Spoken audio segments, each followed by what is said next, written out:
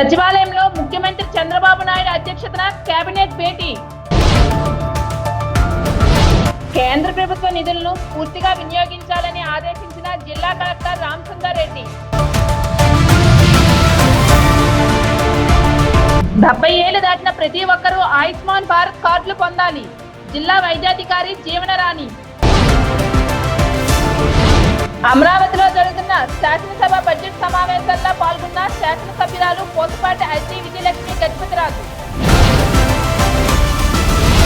గుర్ల మండలం కొండగంటేడు గ్రామానికి చెందిన రమణ గ్రూప్ 2 పోస్ట్ సాధించడంతో అభినందించిన డీసీసీబీ చైర్మన్ కిమిడి నాగార్జున.